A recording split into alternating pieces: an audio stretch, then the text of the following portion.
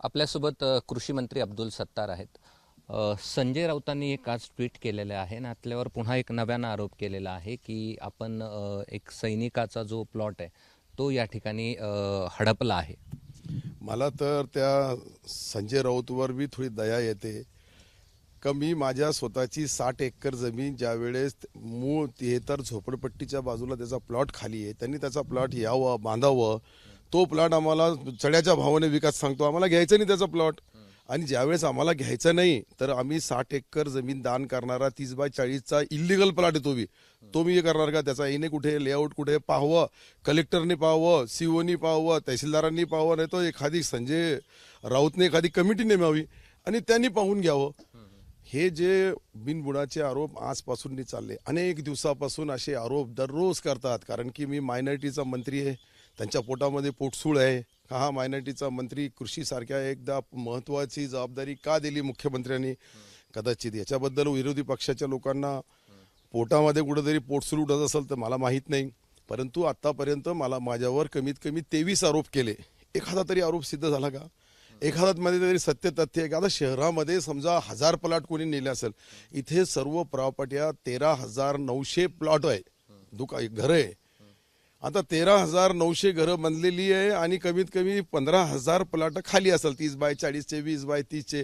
तर ज्यांचे प्लॉट आहे त्यांनी घ्यावं. हे प्लॉट घेण्याचा मी जो माणूस 60 एकर जमीन हॉस्पिटलसाठी दान करतोय, तिथे मोफतमध्ये एक भव्य हॉस्पिटल बनावं घाटीसारखा, MGM सारखा, ते आम्ही नियोजन करू लागलो. हजारो लोक तिथे दान करू लागले, हजारो लोक प्लॉट दान करतात.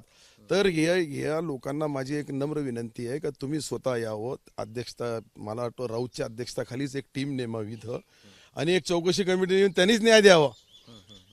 आता याच्यापेक्षा काय बोलणार आहे? एका पहिला आरोप आहे, मी गेल्या 40 वर्षापासून ज्या वेळेस पहिला नगराध्यक्ष झालो तेव्हापासून आमदार झालो, राज्यमंत्री झालो, कॅबिनेट झालो, प्रत्येक वेळेस मला टार्गेट केलं जातं. कारण की यांना माहीत आहे का मी जो मायनॉरिटीचा चेहरा समोर आहे, मी एकमेव असा पुढारी आहे का माझ्यासोबत हिंदू बांधव तितकेच आहे, मुस्लिम बी आहे, दलित बांधव बी आहे. याच्यासाठी यांना वाटतं की पुढच्या निवडणुकीमध्ये यांनी अडचण निर्माण करू नये, अडथळे निर्माण करू नये. यांचा प्रचार करताना एकनाथ शिंदे साहेब आणि आमची जी युती आहे ती सक्षम होणे, ती भक्कम होणे, यासाठी हे बदनाम करण्याचं काम आहे. एक लक्षात घ्या, कोणीही आरोप करण्याच्या अगोदर स्वतः पहिले त्याची तपासणी करा, त्याची पाहणी करा. ज्यांनी प्लॉट घेतला त्याच्या प्लॉटचा आमचा काही संबंध आहे का? आमचा त्या ठिकाणी जी काही प्लॉटचा आमचा हॉस्पिटलचं काम चालू आहे त्या हॉस्पिटलशी त्याचा काही संबंध आहे का? 60 एकर जमीन आहे तिथं. यांनी झोपडपट्टीला खिटून एक यांचा प्लॉट आहे कुठेतरी, ते म्हणतात प्लॉट आहे, ते प्लॉट त्यांनी घ्यावं, बांधावं, करावं का? ते बी आमची जबाबदारी. त्यांना बांधून द्यावं, त्यांना शोधून द्यावं. त्यांनी ज्यांच्याकडून घेतलं ते घ्या आणि पहा आणि बांधा. असे एक प्लॉट नाही आहे, अनेक प्लॉट धारक आहे तिथं जे इलिगल प्लॉटिंग करून जे विकलेले आहे. ना त्याचा येणे, ना त्याचा लेआउट आहे, ना त्यांच्याकडे. त्यांनी बांधकाम परवानगी घ्यावी. आता ऑनलाईन बांधकाम परवानगी झाली, कोणाला मागायची बी गरज नाही. कागद टाकायचे आणि घ्यायचं आणि आपलं बांधून घ्यायचं. त्यांचं असं म्हणणं आहे की तुम्ही जे खोदकाम केलेलं आहे दवाखान्यासाठी त्यातच त्यांचा प्लॉट आहे. अरे मी म्हणतो माझी 60 एकर जमीन आहे. आता 60 एकर जमीनमध्ये नेमका आम्हाला अडवण्यासाठी तिथेच बोलत असाल का आमचा तो प्लॉट आहे? त्यांनी ते प्लॉट त्यांचा घ्यावा ना. मी कुठे नाही म्हणू लागलो. ज्यांच्याकडून घेतला त्याला धरायला पाहिजे, त्याला पाहायला पाहिजे, त्याच्याकडून घ्यायला पाहिजे. हे ज्या ठिकाणी आम्हाला फक्त ते काही लोक ब्लॅकमेलिंग करण्याचा प्रयत्न करतात. काही लोक, मी याच्याबद्दल नाही बोलणार कोण आज यांनी काय बांधव आहे, परंतु काही लोक ब्लॅकमेलिंग करून आमचा प्लॉट तिथेच येतो, आमची दुकान तिथेच येते. तिथे 100 एकर जमीन आहे. 60 एकर जमीनमध्ये मी माझा बांधू लागलो. 60 एकर जमीनमध्ये आम्ही ते माझी जी काटा स्वतःचा होतं, टाटाचा शोरूम होता, माझी स्वतःची तिथे हॉटेल होती, मी सर्व दान करून टाकली. आणि मी इतकी मोठी जमीन करोडो रुपयाची दान करू लागलो. तर या गरिबाचा, कोणाचाही श्रीमंताचा किंवा कोणाचाही सैनिक असो, सामान्य गोरगरीब असो, त्याचा प्लॉट का घेईल मला हेच कळत नाही. आम्ही जे आम्हाला घ्यायचं आहे ते आम्ही घेतलं. हे म्हणतं बलजबरी माझा प्लॉट तिथेच येतो. त्याचा प्लॉट त्यांनी शोधावा, त्यांनी गिनती करावी. आपल्याकडे मोजणी अधिकारी आहेत, तहसीलदार आहेत, त्यानंतर CO आहेत, कलेक्टर आहेत, कमिशनर आहेत. सर्वांनी यावं नाही, त्यांच्याकडून त्यांनी मोजून त्याच्या ताब्यात द्यावं आणि त्याचं बांधकाम त्यांनी करावं. मी त्यांचा शोधून बी मीच देऊ. माझ्या प्लॉटमध्ये येतो, तोही खोटे आरोप तोच करतो आणि मला ब्लॅकमेलिंग करून म्हणतो मला इतके पैसे द्या, तितके पैसे द्या. असं कसं देऊ शकतो मी? तो ब्लॅकमेल करतो. ब्लॅकमेल करू लागले. मी तुम्हाला असे अनेक लोक आहे, 4-5 आहे, एक नाही आहे. 5-7 लोक हे जे ब्लॅकमेलर जे सिल्लोडचे ते ब्लॅकमेलर याच्याकडून अधिकारपत्र घेतात, याच्याकडून प्लॉटचा दान करून घेतात, याच्याकडून काहीतरी करून आणि तिथे खेळ जे खेळू लागले ते फक्त पैसे खाण्यासाठी. मी फ्री ऑफ चार्ज माझ्या मतदारसंघाच्या लोकांना आणि त्याच्या बाजूचे बी असेल गोरगरीब त्यांना फ्री ऑफ चार्ज त्या ठिकाणी औरंगाबादला जाण्या येण्यासाठी 70 किलोमीटर आहे. जाण्या येण्यामध्ये माझ्या माहितीप्रमाणे 1.5 तास जातो. हायवे आहे, ॲक्सिडेंट होतो, काही झालं तर त्याच्यासाठी सुसज्ज हॉस्पिटल व्हावं आणि तेही उच्च क्वालिटीचा चांगल्या क्वालिटीचा MGM सारखा हॉस्पिटल मी बनवू लागलो. तुम्ही एक लक्षात घ्या का जो माणूस MGM सारखा हॉस्पिटल बनवतो तो 30/40च्या इलिगल प्लॉटलाही तो अतिक्रमण करेल का? मी इतकी मोठी इमारत बनवू लागलो 100 कोटी रुपयाची तिथं, तर 30/40च्या प्लॉटवर अतिक्रमण करून बनवणार का? माझी स्वतःची जमीन अनेक वर्षापूर्वी मी घेतली होती, त्यावेळेस भाव बी कमी होता, आता मी दान करून टाकली ती. आणि दानापोटी आम्ही आमच्याकडून जे रजिस्ट्री केली त्या सर्वांना आम्ही पैसे दिले, पैसे देऊन त्यांच्या रजिस्ट्री केल्या. आता त्याच्यामध्ये जे रजिस्ट्री करून दिलेले आहे ते बी म्हणतात आमची खोटी रजिस्ट्री करून घेतली. आता काय करावं मला काही कळत नाही. आणि मी जे करू लागलो याच्यामध्ये स्पष्ट आहे कमी गरिबांसाठी फ्री ऑफ चार्ज त्या ठिकाणी एक चांगला सुसज्ज हॉस्पिटल हवा. माझी जी इच्छा होती ती इच्छा मी पुरी करू लागलो. कोणाचाही वर मी काही केलं असेल तर याच्यावर मी संजय राऊत साहेबाच्या अध्यक्षतेखाली एक चौकशी कमिटी नेमा आणि त्यांनी येऊन चौकशी करावी. आपण मागे एक नोटीस पाठवणार होतात दैनिक सामना पेपरला आणि अंबादास दानवेंना. आता या प्रकरणात तुम्ही काय कायदेशीर पाऊल उचलता? अरे याच्यामध्ये कारखाना काय कारणच नाहीये. 30/40चा झोपडपट्टीला ऐका प्रश्न तरी, असा आहे की ऐका ना. कायदेशीर त्यांच्यावर कायदेशीर त्यांना या नोटीसमध्ये येतील ना. ते पहिले 150 कोटीचा भ्रष्टाचार, चंद्रकांतकडे म्हणतात 2,000 कोटीचा भ्रष्टाचार. अरे यांच्या काही तोंडाला काही लगाम गिगाम आहे का नाही आहे का? काही जे तोंडात आलं ते सोडून द्यायचं आहे. अरे तुम्ही आमच्यावर सिद्ध करा. अनेक चौकशा आहेत जगामध्ये, देशामध्ये इतकी यंत्रणा आहे चौकशा करणारी. त्यांनी चौकशी करावी आणि गुन्हागार असेल तर आम्हाला शिक्षा द्यावी. परंतु बिनबुडाचे आरोप करणं, फक्त बदनाम करणं, फक्त एक विशिष्ट एखाद्या माणसाला सर्व विरोधी पक्षाने घेरून त्या ठिकाणी त्याला कसं तरी कुठंतरी आम्ही कोणाचा तरी पद्धतीने एक मुस्लिम त्यांच्याकडे का आहे, एक अल्पसंख्याक का आहे, त्याला काढायचं हेच त्यांचं धोरण आहे. बाकी त्यांच्यामध्ये काही तथ्य नाही, सत्य नाही. आणि तथ्य असेल, सत्य असेल, त्यासाठी जे काही निर्णय होईल ते निर्णय माझ्यासाठी लागू होईल.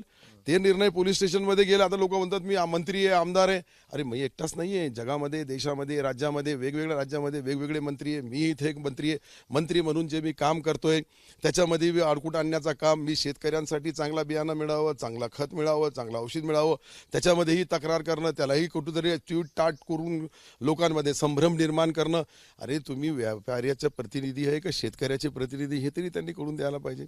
आणि मी ज्यावेळेस ही रेट केली तर आणि असं काही स्पेसिफिक एखाद्या वैयक्तिक माणसाला समोर ठेवून जे समोर दिसलं आणि मी बोललो शेतकरी बांधव जे जे येतील, जे मला देतील माहिती ते सत्य समजून मी चौकशी कराल. नाही, माझा प्रश्न असाच आहे की कायदेशीर नोटीस या प्रकरणात पण त्यांना निश्चित देणार ना. का नाही देणार? मी ज्या वेळेस घेतलाच नाही, मी काही घेतला असता तर मी बोललो असतो. आणि याच्यामध्ये घेतला असेल तर त्यांनी त्याचा पूर्ण त्या ठिकाणी येऊन त्या पद्धतीने त्याची माहिती द्यावी. मी घेतला असाल तर मी कोणताही शिक्षा भोगायला तयार आहे. आणि नाही घेतला असाल तर यांनी यांच्या शिक्षा भोगायला तयार राहायला पाहिजे. जे तोंडात सुटतात ते बोलतात. मी जे काम करतोय त्या कामाच्या बद्दल काही बोलत नाही, त्या विकासाच्या बद्दल काही बोलत नाही, पण बाकीच्या ज्या काही गोष्टी आहे ना त्याला बोलण्यासाठी आता मी सिल्लोडमध्ये मका संशोधन केंद्र काढू लागलो. राज्यामधल्या मक्का पिकवणाऱ्या जे आमचे या ठिकाणी शेतकरी बांधव आहेत त्यांना नवीन क्वालिटीचा बी बियाणं मिळेल, चांगल्या व्हरायटीचे बी बियाणे मिळतील. इथून महाराष्ट्रभर नाही देशभर जातील, त्याच्याबद्दल नाही बोलणार. मी ह्या सिल्लोडमध्ये कृषी भवन बांधू लागलो. म्हणजे तुम्ही तुमच्या सिल्लोडमध्येच कसं बांधलं? अरे कृषी भवन हे कृषी भवन आहे. मी सर्व कार्यालय आणले, कृषी भवन आणलं.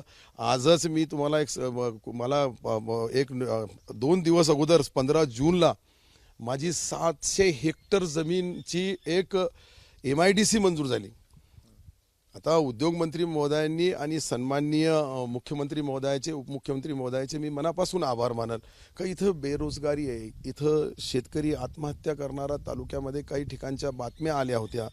त्या आधारे त्यांनी सांगितलं की सिल्लोड सक्षम व्हावं, मजुराच्या हाताला काम मिळावं. शेतकरी बांधवाचा घराचा एक माणूस त्या कंपन्यामध्ये जे कंपनी आहे ते 700 हेक्टरमध्ये 2000 एकरमध्ये जे आता ज्या पद्धतीने मंत्रिमंडळामध्ये याचा त्यांची जी कार्यालयीन जी पद्धत आहे त्याचा पूर्ण झाला. आता तो अलॉटमेंट करण्याच्या लेवलवर आहे. आता ॲक्विजिशन होईल आणि मग त्याच्यामध्ये मी राजकारण खेळू लागले का यांच्या जमिनी आहे.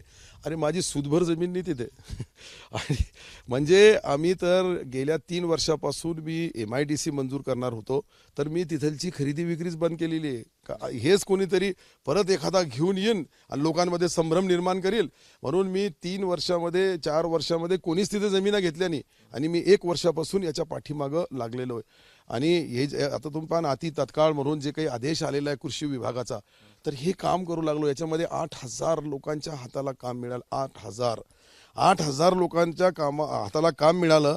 तर हे पहिल्या सेक्टरमध्ये आम्ही जे 300 हेक्टर घेणार आहे आणि दुसऱ्या याच्यामध्ये 400 हेक्टर घेणार आहे.